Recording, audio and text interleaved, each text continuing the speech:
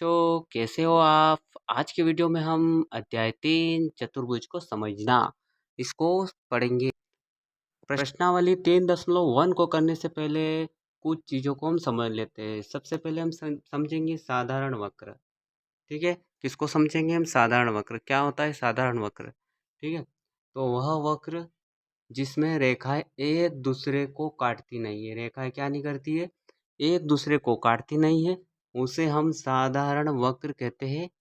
एक अर्धवृत्त एक खुला साधारण वक्र है। ठीक है, उदाहरण के लिए एक स्टार। ठीक है, उदाहरण में देखते हैं हम स्टार जिसमें रेखाएं एक दूसरे को काटती है, तो यह साधारण वक्र नहीं है। ठीक है, आया आपको समझ में? ठीक है, अगला है पॉलीगॉन, जिसे हम बोलते हैं बहुभुज। बहुभुज एक 2D आकृति है। क्या है बहुभुज? बहुभुज एक 2D आकृति है जो कम से कम 3 रेखाखंड से घिरा होता है। जो कम से कम कितने? 3 रेखाखंडों से घिरा होता है, उसे हम क्या बोलते हैं? बहुभुज। सबसे कम भुजा वाला बहुभुज है त्रिभुज। सबसे कम भुजा वाला बहुभुज कौन है? त्रिभुज है। बहुभुज के बहुत सारे प्रकार है, जैसे त्रिभुज, चतुर्भुज, पंचभुज, षटभुज आदि। ठीक है, यही सभी क्या है? बहुभुज है। बहुभुज जिसमें दो से ज्यादा रेखा हो, जिसमें दो से ज्यादा भुजा हो, वही क्या है? बहुभुज है। बहुभुजों में एक उत्तल बहुभुज होता है और एक अवतल बहुभुज होता है। सबसे पहले हम समझेंगे उत्तल बहुभुज। ठीक है, उत्तल बहुभुज एक उत्तल बहुभुज जिसे हम बोलते हैं कॉन्वेक्स पॉलीगॉन।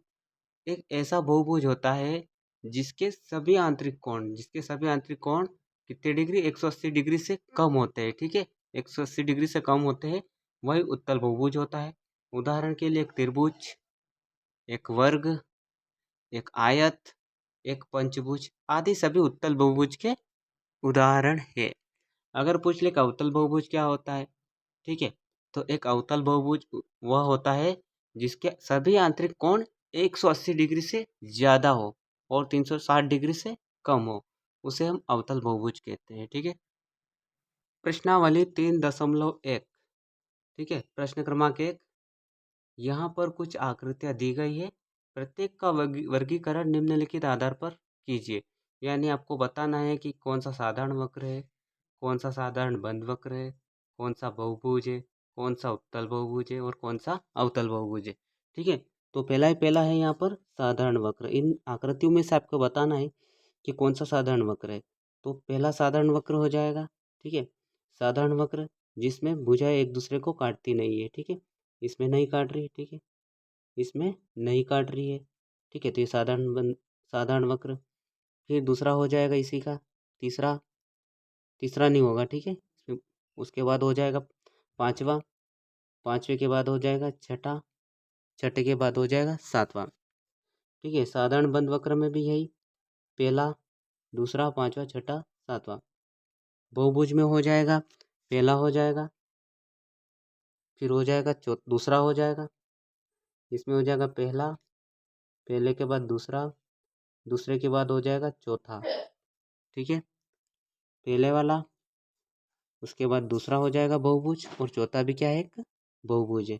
ठीक है, दोनों क्या है? बहुभुज है। इसके बाद हम देखते हैं उत्तल बहुभुज। उत्तल बहुभुज में हो जाएगा पहला ही पहला, ये क्या है? उत्तल बहुभुज। फिर देखते हैं हम अवतल बहुभुज। अवतल बहुभुज में हो जाएगा पहला, पहले के बाद में हो जाएगा चौथा। ठीक है, तो इसका आंसर क्या आएगा? पहला और चौथा।